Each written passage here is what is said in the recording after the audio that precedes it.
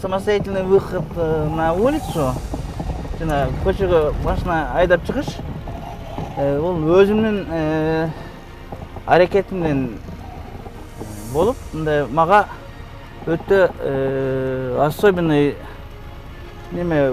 сезим болду да магачы. Ар бир адам башына кандай гана кыйынчылык түшпөсүн, жакшы жашоого умтулуш керек. Мына ушундай ураан менен Баткен шаарынын тургуну биринчи топтогу майып Элмурат Гаипов жашап келет.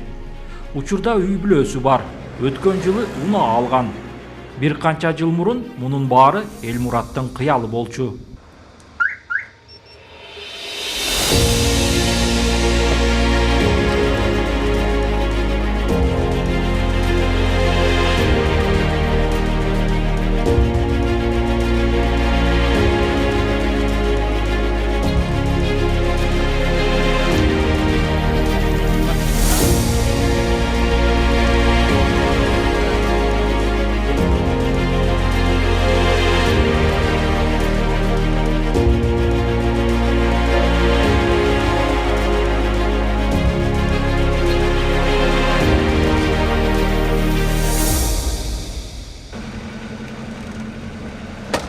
Элмурат эрте менен күнүмдүк жумушун аткарууга чыкты. Ал унаасы менен шаар ичинде такси кызматында иштейт. Ассаламу алейкум. Алейкум ассалам. Кайда баш керек? Эмеге барыш керек да? Курка. Мейли. Отур.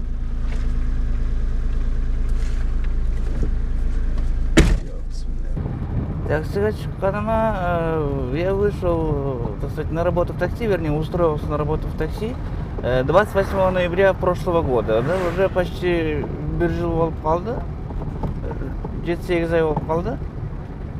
Кудайга шүгүр, привыкли, үйрөнүп эле калдык. Өзүм за рулем я уже нахожусь 1,5 года.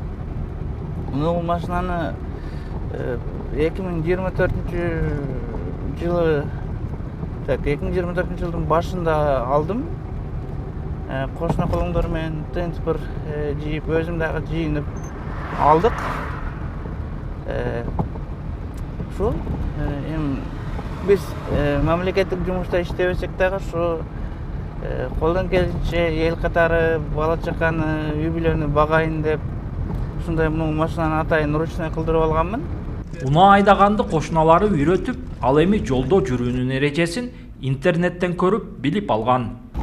Конечно, мындай бир өзгөчө сезим болгон, мындай необычный болгон. Ал бир эле мен эмес, бардыгында эле болсо керек.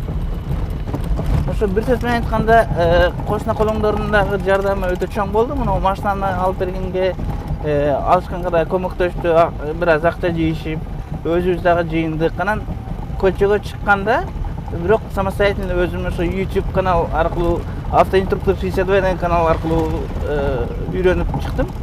Ошо жаңы үйрөнүп аткан водительдерге ошо мен кеңеш берип кетет элем. Ошол YouTube каналды рекомендация катары ошол мындай самостоятельно үйрөнүп чыкканың мындай жакшыраак, мындай продуктивный болот экен да. Мен өзүм оюмчачы. Эми кошуна колоң, тааныш билиш, мындай үйрөткөнү башка, мындай самостоятельно өзүң аракет кылып үйрөнгөнүң дагы орусча айтканда баягы слаще деп коет го, мындай ширинирээк болот экен да. Айдоочулук күбөлүк алуу үчүн авто мектепте окууну аракет кылууда. Бирок Баткендеги авто мектептерде майыптарды окутууга лицензиясы жок болуп, каарманыбызды түйшөлтүүдө. Право маселеси боюнча эсиңизде болсо 3-4 ай мурда Баткен облусунун губернатору Айбек Шамиев дейби, ошого кайрылып, мен право алышым керек, ушундай мен мүмкүнчүлүгүм чектелсе дагы эл катары бала чака багышым керек. Бизде эмнеге майыптарга право берилбейт? Бизде Кыргызстанда мындай экен да, мүмкүнчүлүгү чектелгендерди окута турган специальный учреждение только Ош Бишкекте гана бар экен да. Анан мен ал жака барып окуганга мүмкүнчүлүгүм жок да. Ошону мен губернаторго дагы айттым. Ушундай менде шартым жок. Ал жака барып алып мен квартирага төлөйүнбү? НТПрды же окуу жайга төлөйм. Мен өзү мамлекеттен баягы соцпособие алам да, по инвалидности же. Болгондо 8800. Аялым дагы ошондой, мен дагы ошондой. В общем где-то бир 17 000 сом болуп калат. Ошого менде мүмкүнчүлүк жок.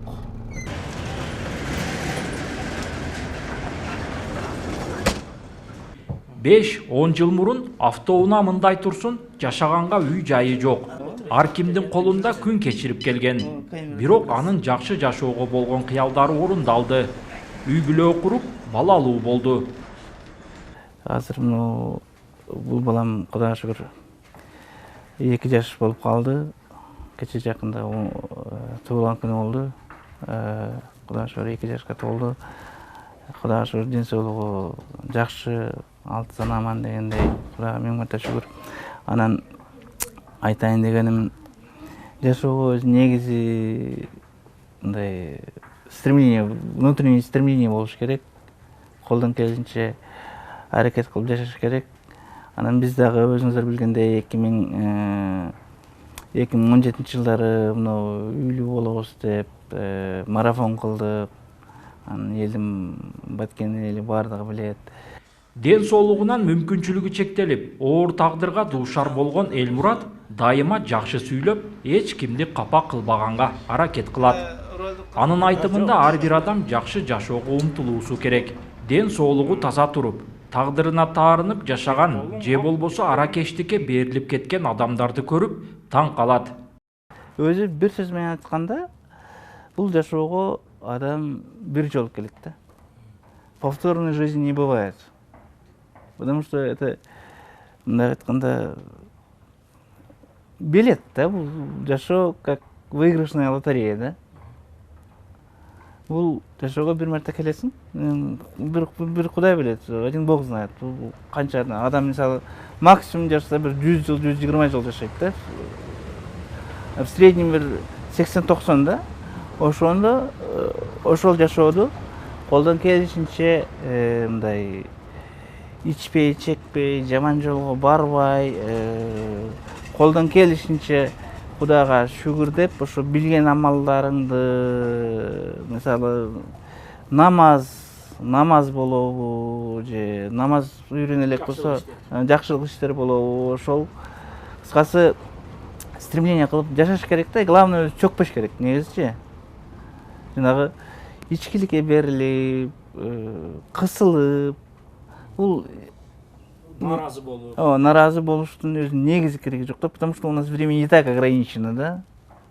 Бизде повторная жизнь болбойт да, ошон үчүн колдон келишинче тырмалап алдыга умтулуп жашаш керек да, менин оюмчачы. Каарманыбыздын айтымында акыркы жылдарда элдин жашоо турмушу кыйла оңолду. Жакшы жашап, татыктуу өмүр сүрөм деген адам аракет кылса баары болот дейт. Андыктан дүйнөдө бат өнүгүп жаткан роботтоштурулган технологиялардын жардамы менен Элмурат басууну максат кылууда. Жанагы Россияларда, жана больницаларда военный разработкалар бар, жана экзоскелет деп коет, мындай белиң жакшы болсо, мындай кийип алып, мындай секин, мындай самостоятельно своим ходом басып үйрөнсөң болот экен. Ошол жакшы элек жарым ырастайт. Ошол мен негизи ошо Россия Федерациясына мүмкүн болуп калса, бир спонсор болобу, же кандай болот, бир барып ошол экзоскелетти өзүм орус тилин билем, мага переводчиктин кереги жок.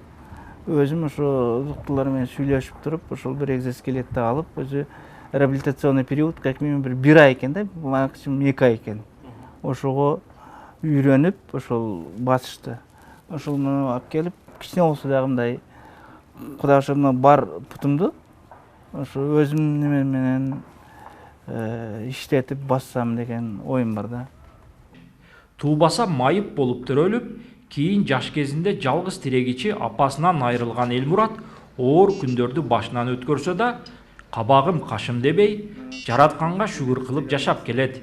Бүгүн ал түтүн булатып, унаа айдап, келечекке умтулуп, жакшы үмүт тилек менен жашап келүүдө.